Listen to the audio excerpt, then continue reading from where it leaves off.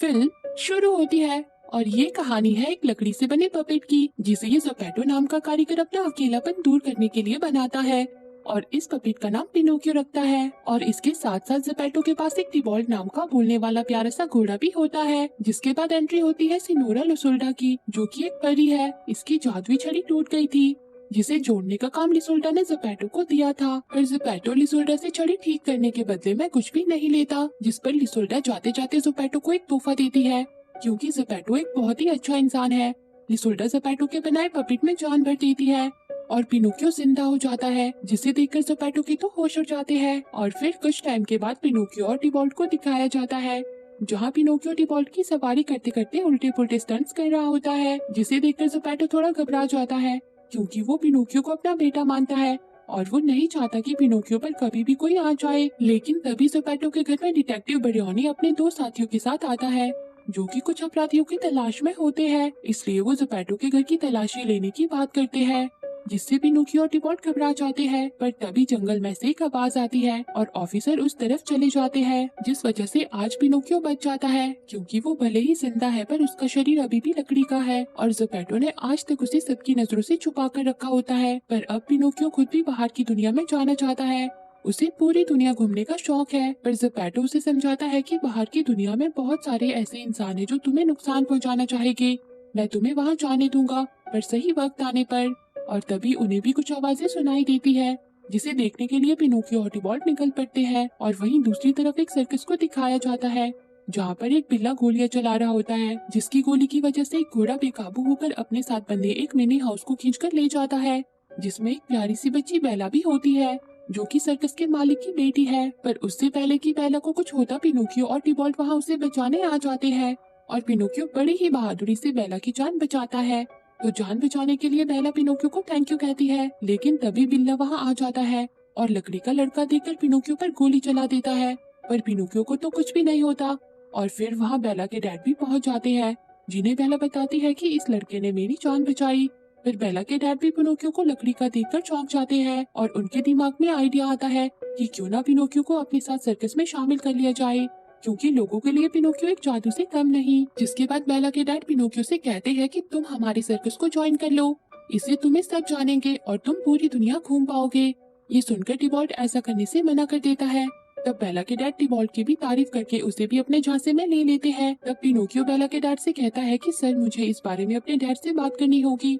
और फिर टिबॉल्ट और पिनोकियो वहाँ से चले जाते हैं और घर आकर पिनोकियो सारी बात अपने डैड को बताता है, जिस पर बेचारा ज़ोपैटो ना चाहते हुए भी पिनोकियो को जाने की मंजूरी दे देता है, क्योंकि वो नहीं चाहता कि पिनोकियो को उसी का घर जेल जैसा लगे। जिसके बाद पिनोकियो टिबॉल्ट के साथ वहाँ से निकल पड़ता है और उनकी सर्कस की टीम एक गांव में पहुंच जाती है और अपना सर्कस दिखाने लगती है। पर लोगों को बिल्ली और फॉक्स की परफॉर्मेंस में कुछ भी मजा नहीं आता। इसी वजह से तो बेला के डैड पिनोकियो को अपने सर्कस में लाए थे, क्योंकि उनका सर्कस धीरे धीरे फ्लॉप हो रहा था। जिसके बाद बेला के डैड पिनोकियो की स्टेज पर आने की अनाउंसमेंट करते हैं, जहाँ पहले तो बेचारा पिनोकियो थोड़ा घबरा जाता है, लेकिन फिर बेला के विश्वास और टिबॉल्ट के कहने पर वो दोनों अपनी परफॉर्मेंस शुरू कर देते हैं और अपने उल्टे पुल्टे स्टंट से पिनोकियो सभी लोगों को खुश कर देता है।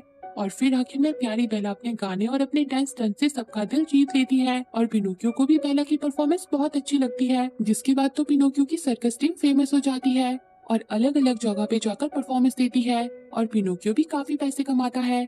और वही डिटेक्टिव बरियोनी भी चोरों की तलाश में होते हैं और उन्हें सर्कस की टीम पर शक है, क्योंकि जिस गांव या शहर से भी वो गुजरते हैं वहाँ चोरी जरूर होती है। और वहाँ अब पिनोकियो बेला को पसंद करने लगता है।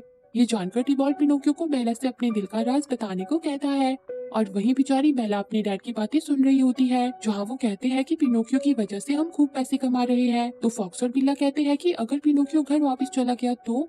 ये सुनकर बेला के डैड उन्हें बताते हैं कि वो कहीं नहीं जाएगा, वो बेला को पसंद करता है, इसलिए वो उसे छोड़कर नहीं जाने वाला। ये सुनकर प्यारी बेला काफी परेशान हो जाती है और इससे पहले कि पिनोकियो बेला से दिल का इजहार करता, उससे पहले ही बेला पिनोकियो को सर्कस छोड़कर जाने को कहती है और कहती है कि मैं तुम्हें पसंद नहीं करती। पर ये सब झूठ होता है, लेकिन पिनोकियो ये सुनकर टूट जाता है और बेचारे पिनोकियो के जले पर नमक छिड़कने बिल्ला और फॉक्स वहाँ आ जाते हैं और उससे कहते हैं कि तुम सिर्फ एक लकड़ी के पपेट हो, उससे ज्यादा कुछ नहीं। बेला तुम्हें कभी नहीं मिलेगी। और वहाँ बेचारे ज़ेपेटो को भी पिनोकियो की बहुत याद आती है और अब वो भी पिनोकियो को जाकर ढूंढने की ठान लेता है और बेचारा पिनोकियो बहुत उदास होता है। वो ये बात टिबॉल्ट को भी बताता है और कहता है कि मैं एक लकड़ी का पपेट हूँ, लेकिन मैं भी बाकी सबकी तरह ही नॉर्मल बनना चाहता हूँ। पिनोकियो की ये बात सुनकर सर्कस का एक आदमी उसके पास आता है। वो पिनोकियो को बताता है कि एक लिसुल्डा नाम की परी है जो दूर जंगलों में पहाड़ों में रहती है। वो तुम्हारी मदद कर सकती है, वो तुम्हें इंसान बना सकती है, लेकिन संभल कर। उसके पहाड़ तक पहुंचने के रास्ते में बहुत सारी बुरी आत्माओं का साया भी है। ये सुनकर बेचारा टिबॉल्ट काफी घबरा जाता है। वो पिनोकियो को वहां जाने से मना करता है और कहता है कि यहाँ सब शो में हमारे भरोसे बैठे हैं और हमें वहां जाने के लिए पैसे भी चाहिए होंगे। तो पिनोकियो कहता है कि हमारे पास सोने के 5 सिक्के हैं, लेकिन फिर भी टिबॉल्ट वहां जाने से मना कर देता है। तब पिनोकियो खुद ही गुस्से में वहां जाने के लिए निकल पड़ता है, पर टिबॉल्ट भी उसके साथ चल ही देता है। लेकिन टिबॉल्ट और पिनोकियो की बातें बिल्ला और फॉक्स भी सुन लेते हैं और फॉक्स कहता है कि पिनोकियो के पास सोने के 5 सिक्के हैं जिन्हें चुराने के लिए वो दोनों प्लान बनाते हैं। और वहाँ टिबॉल्ट और पिनोकियो अंधेरे जंगल में बिल्कुल अकेले होते हैं, जहाँ उन्हें एक तंबू नजर आता है। तो वो दोनों उसके पास आ जाते हैं। वहाँ उन्हें तंबू के अंदर से एक औरत की आवाज सुनाई पड़ती है, जिससे पिनोकियो कहता है कि हम एक लिसुल्डा नाम की परी की तलाश में है। तो वो औरत अंदर से जवाब देती है कि वो परी मैं ही हूँ और मैं जानती हूँ कि तुम यहाँ क्यों आए हो। लकड़ी से बने हुए लड़के, तुम इंसान बनना चाहते हो। मैं एक परी हूँ, मैं सब जानती हूँ। बस तुम्हें मुझे इंसान बनने के लिए 5 सोने के सिक्के देने होंगे।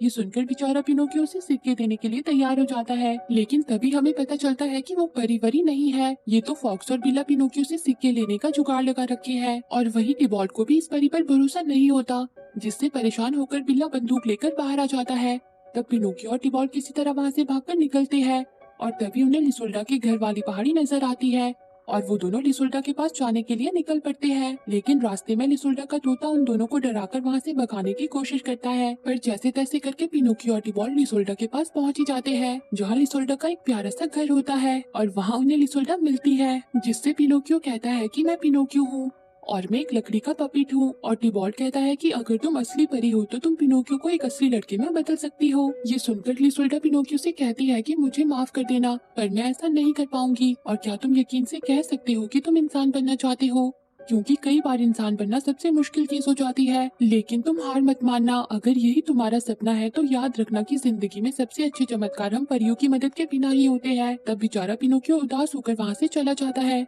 और लिसुल्डा का तोता उससे पूछता है कि तुमने उसे इंसान में क्यों नहीं बदला, ये तुम्हारे लिए तो आसान है। तो लिसुल्डा कहती है कि ये सही टाइम नहीं है और एक राज की बात ये है कि अगर किसी को इंसान बनना है तो पहले उसे मन से इंसान बनना होगा। और वहाँ अब बिल्ला और फॉक्स बेला के डैड को बता देते हैं कि पिनोकियो इंसान बनने के लिए लिसुल्डा के पास गया है, जिसे सुनकर बेला के डैड गुस्सा हो जाते हैं। वो कहते हैं कि मुझे एक इंसान परफॉर्मर नहीं चाहिए, मुझे बोलने वाला पपेट चाहिए। और वही पिनोकियो टिबॉल्ट के साथ उदास होकर वापस लौट रहा होता है, जहाँ वो दोनों डिटेक्टिव बरियोनी को आता हुआ देखकर छिप जाते हैं। बरियोनी अपने साथियों से कहते हैं कि मैंने सर्कस की आड़ में चोरी करने वाली गैंग का पता लगा लिया है। वो अपना शो फुल करते हैं और जब लोग उनका शो देख रहे होते हैं तो वो लोगों के घर में लूट मचाते हैं और उनकी टीम का लीडर पिनोकियो है। बरियोनी की ये सारी बातें पिनोकियो और टिबॉल्ट भी सुन लेते हैं, जिसे सुन के पिनोकियो सर्कस जाने की बात करता है। वो कहता है कि मुझे बेला को बताना होगा कि वो मुसीबत में है, पर टिबॉल्ट ऐसा करने से मना कर देता है, जिस वजह से उन दोनों के बीच लड़ाई शुरू हो जाती है और दोनों ही अपने अपने रास्ते अलग कर लेते हैं।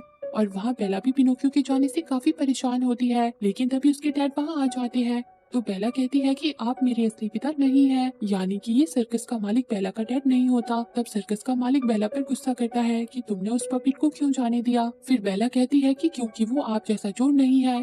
तो मालिक कहता है कि अच्छा, पर हमारी चोरी का तुम भी तो हिस्सा हो। तब बेला कहती है कि पर मुझे आपके प्लान के बारे में कुछ भी पता नहीं था।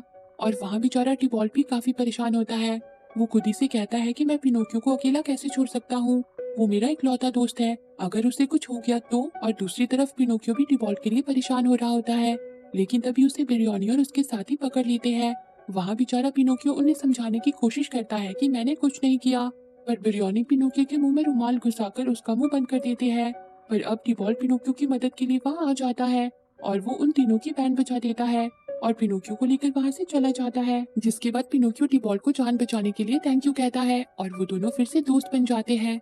फिर टिबॉल्ट को पिनोकियो के पास बिरयानी का रुमाल नजर आता है, जिससे उसके दिमाग में एक आइडिया आता है और वो पिनोकियो को वही इंतजार करने को कहता है। पर पिनोकियो वहाँ से सीधा बेला के पास पहुँच जाता है। पर वहाँ उसे बेला की जगह सर्कस का मालिक मिल जाता है। पिनोकियो उससे कहता है कि बेला कहाँ है, तुम उसे जाने दो वरना मैं तुम सबको जेल में भिजवा दूंगा। तब सर्कस का मालिक कहता है कि अच्छा, तब तो बेला भी जेल में जाएगी क्योंकि वो भी हमसे मिली हुई है। और तभी बेला भी वहाँ आ जाती है। पर पिनोकियो ये जानकर बहुत गुस्सा होता है कि बेला को चोरी के बारे में सब पता था। लेकिन तभी सर्कस का मालिक पिनोकियो को गाड़ी में बंद कर देता है जहाँ पिनोकियो के डैड जोपेटो भी होते हैं।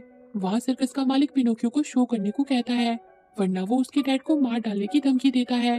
और वहीं दूसरी ओर टिबॉल्ट पिनोकियो को ढूंढ रहा होता है। पर तभी उसे बेला मिल जाती है जो उसे बताती है कि पिनोकियो और जोपेटो को पिंजरे में बंद कर दिया गया है। ये सुनकर टिबॉल्ट बेला से कहता है कि तुम्हारी वजह से पिनोकियो फंस गया, उसके पीछे पुलिस पड़ी हुई है। तो बेला उसे बताती है कि मुझे नहीं पता था कि डैड सर्कस के बहाने फॉक्स और बिल्ली से चोरी करवाते हैं। और फिर बेला रोने लग जाती है जहाँ टिबॉल्ट देखता है कि बेला के पास भी वैसा ही रुमाल है जैसा बरियोनी के पास था। वो बेला से उस रुमाल के बारे में पूछता है तो बेला उसे बताती है कि ये रुमाल मेरे पास था जब मैं सर्कस के मालिक को जंगल में मिली थी, वो मेरे असली पिता नहीं है। जिसके बाद टिबॉल्ट पिनोकियो को बचाने पहुंच जाता है और उसके साथ बेला और सर्कस के कुछ लोग भी होते हैं जो चोरी की बात से बेखबर थे। और फिर रात में पिनोकियो और टिबॉल्ट सर्कस के शो के लिए पहुंच जाते हैं जहां बेला और बाकी सब भी गाना गाकर सबको सर्कस के मालिक की असलियत बता देते हैं। और पुलिस भी उन्हें पकड़ने वहां पहुंच जाती है जिनके डर से बिल्ला और फॉक्स चोरी वाली बात मान जाते हैं और कहते हैं कि हमारी गलती नहीं है, सर्कस का मालिक हमसे चोरी करवाता था। उसके बाद बरियोनी भी सर्कस के मालिक को पकड़ने वहां आ जाता है। पर बचने के लिए सर्कस का मालिक सर्कस में आग लगा देता है जिसमें बेचारी बेला फंस जाती है। तब पिनोकियो बेला को वहां से बचा लेता है पर खुद आग में फंस जाता है। पर किसी तरह टिबॉल्ट पिनोकियो को सर्कस से बाहर ले आता है। लेकिन अब पिनोकियो बिल्कुल बेजान हो जाता है जिसे देखकर बेला रोने लगती है और उसके आंसू की बूंद से पिनोकियो जिंदा हो जाता है और वो भी इंसान बन के। और तभी लुसुल्डा वहाँ आकर कहती है कि देखा, ये जादू तुमने किया है, तुमने खुद को दूसरों के लिए कुर्बान कर दिया था, कोई सच्चे दिल वाला ही ऐसा कर सकता है। और अब बरियोनी भी पिनोकियो से झूठे इल्जाम लगाने के लिए माफी मांगता है। वो कहता है कि टिबॉल्ट ने मुझे सब बता दिया था और हमने असली गुनहगारों को पकड़ लिया है। तब टिबॉल्ट कहता है कि बरियोनी, आप अपना रुमाल मुझे दीजिए, जो कि पिनोकियो के पास होता है। फिर टिबॉल्ट बेला से भी उसका रुमाल मांगता है जिसे देखकर बरियोनी चौंक जाते हैं। वो कहते हैं कि इस पर तो मेरे परिवार का निशान है। तो बेला बताती है कि ये मेरे पास था जब मैं सर्कस के मालिक को मिली थी। ये सुनकर बरियोनी सर्कस के मालिक को सब सच बताने को कहता है। तो वो बताता है कि मुझे तो मिली नहीं थी, मैंने तुम्हें खरीदा था जिसने तुम्हें किडनैप किया था। तब बरियोनी कहती है कि मेरी बेटी 8 साल पहले खो गई थी, उसी को ढूंढने के लिए मैं पुलिस में आया, पर आज मुझे मेरी बेटी मिल ही गई। जिसके बाद बेला अपने पिता को गले से लगा लेती है और सभी बेला के लिए बहुत खुश हो जाते हैं। और अब पिनोकियो बेला और बाकी साथियों के साथ अपना सर्कस शुरू कर देता है और वो सभी बहुत खुश होते हैं। और इसी के साथ ये मूवी एंड हो जाती है। तो दोस्तों, आपको ये मूवी कैसी लगी कमेंट करके जरूर बताना और रोज ऐसी ही प्यारी प्यारी मूवी देखने के लिए मेरे चैनल को जरूर सब्सक्राइब करना। जी हाँ, सही सुना, मैं आपके लिए रोज एक प्यारी सी मूवी लेकर आऊंगी ताकि मेरे दोस्तों के साथ प्यार बना रहे। Thanks for watching.